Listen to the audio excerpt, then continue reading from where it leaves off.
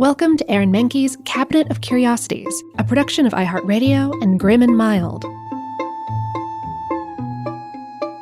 Our world is full of the unexplainable. And if history is an open book, all of these amazing tales are right there on display, just waiting for us to explore. Welcome to the Cabinet of Curiosities.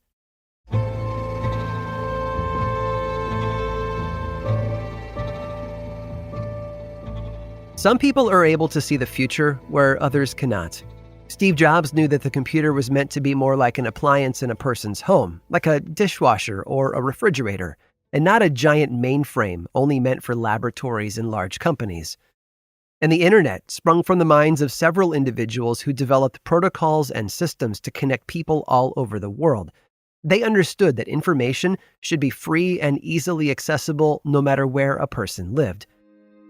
Elliott Handler's vision for the future wasn't as grand as a smartphone in everyone's pocket or a global computer network. His dreams were a lot lower to the ground. Born in Chicago in 1916, Handler moved with his family to Colorado, where he developed an interest in art.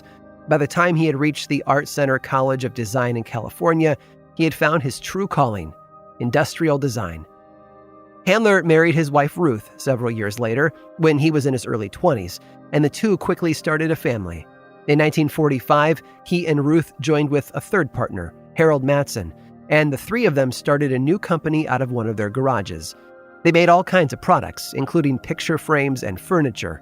Ruth ran the business operations, while Handler and Matson headed up design and development. Matson didn't last long at the company, though. His failing health forced him to sell his shares back to the Handlers 1 year later. But his name would remain with the company going forward, and I'll get to that in a bit. Over the years, Elliott kept his eyes peeled for the kind of evergreen product that would always be popular. It was after a recent trip to Europe when he finally found it. He brought back a special gift for his grandson, a car. It was nice looking, but it didn't perform well, and he found it pretty boring.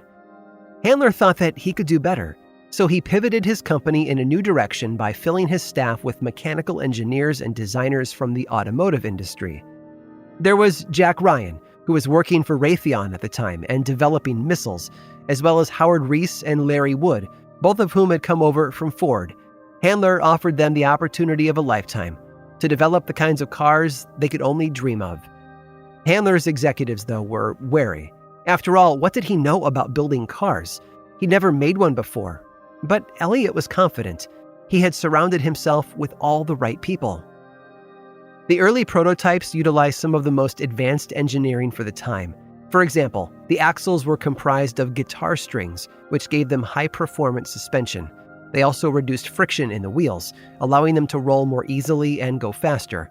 And so in 1968, Handler released a line of 16 vehicles, each with a unique, yet familiar design. There was a Camaro, a Corvette, a Mustang, a Volkswagen Beetle with its engine coming through the hood, and a completely custom car from Dodge known as the Diora. It had started life out as a pickup truck, but the rear bed had been converted to store 2 surfboards instead. The perfect car for a beach lover. And the cars were a smashing success. People loved them, especially kids, who would race them all day long on floors and carpets, or sidewalks and driveways. Although adults got a kick out of them too, but mostly for their collectible value. And these weren't just any old cars. They had been developed by a man whose company name was the combination of both his and his former partners' names, the Matt in Matson and the EL from Elliott, Matt-L, Mattel.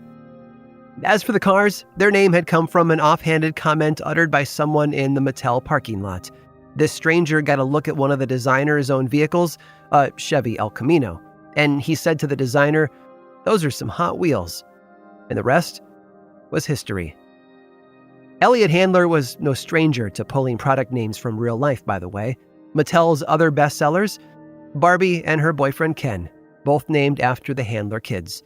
I guess if you're going to make your company a roaring success, it's best to keep it in the family.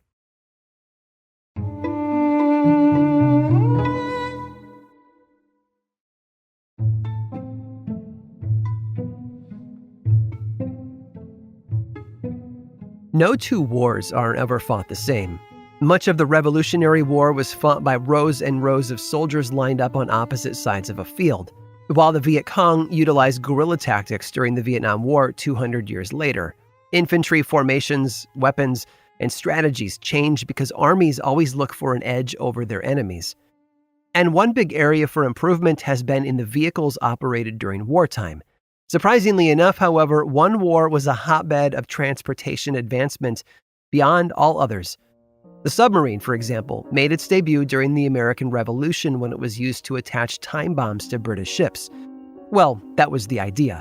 It never succeeded, but it did pave the way for the H.L. Hunley Confederate submarine during the Civil War. The Industrial Revolution turned the Civil War into a launch pad for all sorts of new technologies. But while the South was busy attacking from below, the Union in the North had its eyes toward the sky.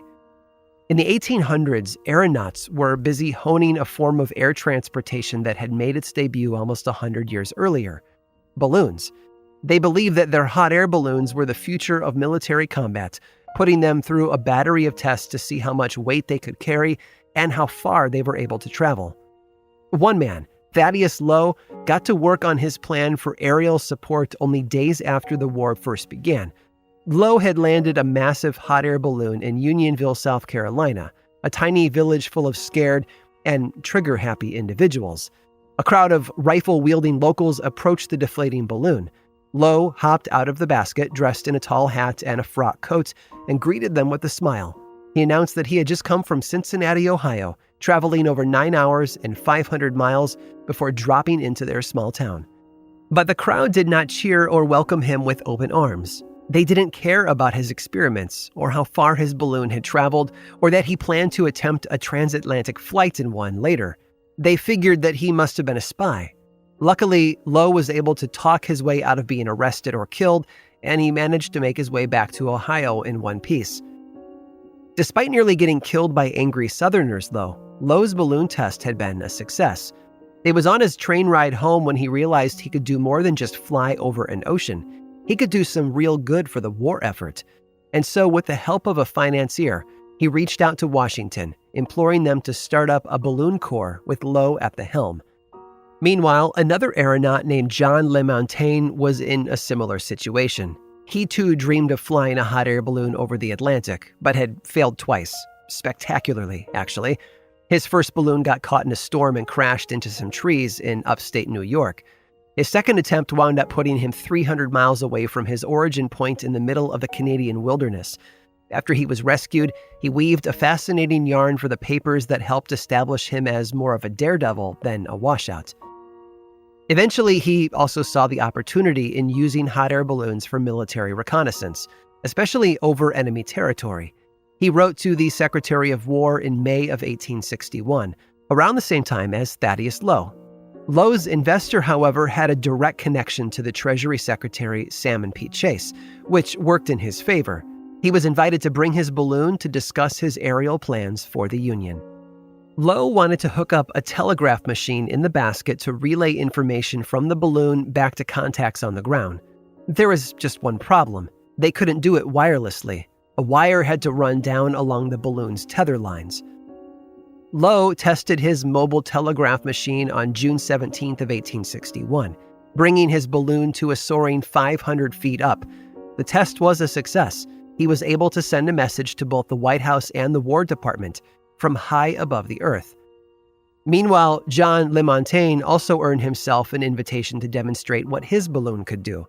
He hopped a train to Virginia, but this was not going to be a simple test in an open field away from battle. He was going to show them a real-world example of what he was capable of. He took his balloon to 3,000 feet into the clouds over Confederate territory in Virginia. He was able to report on the enemy position, which did prove incredibly valuable, but Thaddeus Lowe had beaten him to the punch. President Lincoln had given Thaddeus the green light to create his Union Balloon Corps, just as he'd wanted to.